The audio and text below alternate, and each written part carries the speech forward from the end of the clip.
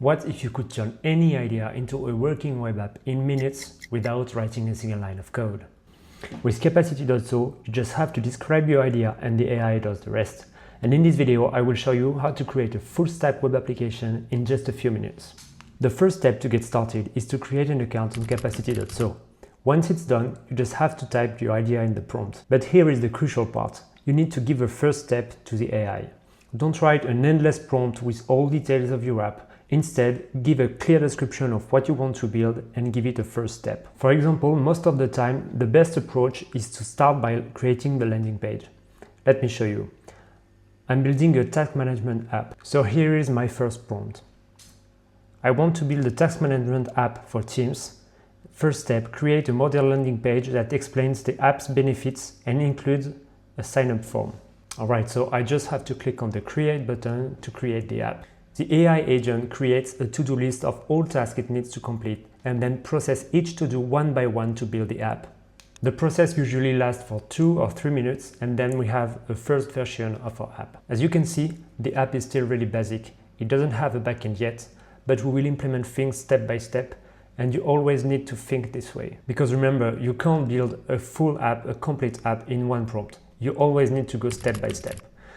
So now that we have our first version, we will implement authentication and backend system with Supabase. If you don't know Supabase, it's a backend as a service platform that provides authentication, real-time database, APIs. So basically all the backend functionalities we might need without having to build our own server infrastructure. So to get started with Supabase, you just need to go to supabase.com, click on Start Your Project on the top right corner, create an account, then create a new organization, then a new project, and you're done. It's as simple as this, and then you can go back to Capacity.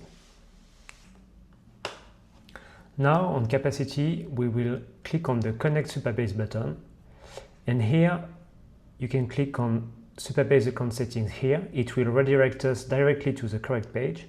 Here we just have to click on Generate a new token, so you can give it the name you want. I will name it Capacity.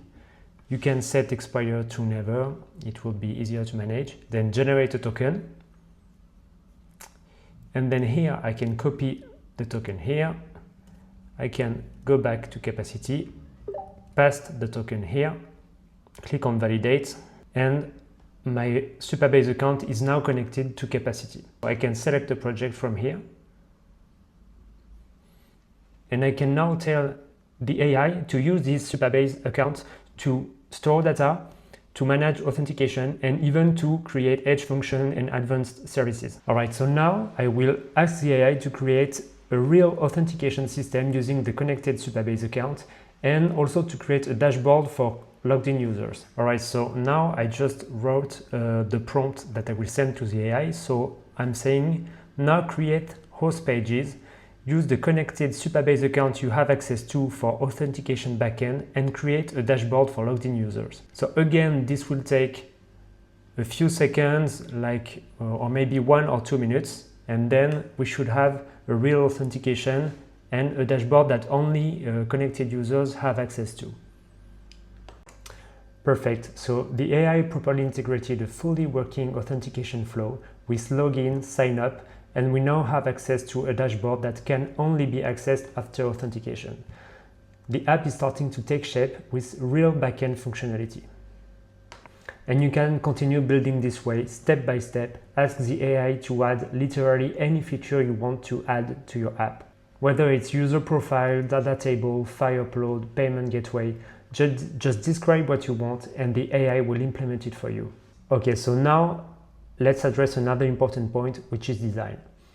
If you want to make some change to your app, you have two solutions. You can either ask the AI directly to make some changes, for example, change the background color, change the color of these buttons, etc. Or you can use our library of components. It's on the left menu and you have tons of components that you can ask the AI to implement into your app. You just have to select the one you want, click on use this component, and then just tell the AI where you want this component. In my case, for example, I found this hero section and I'm asking the AI to add it on the landing page instead of the current hero section that doesn't look really good. So again, this will take a few minutes or a few seconds. The AI will do some backend first. It will install everything that is required to run this component, and you will end up with a beautiful new hero section that is exactly as I want it to be, and that doesn't look like it's been made by AI. Now, if you want to use your own domain name, you first need to publish your app. To do so, you need to click on the blue Publish button on the top right corner.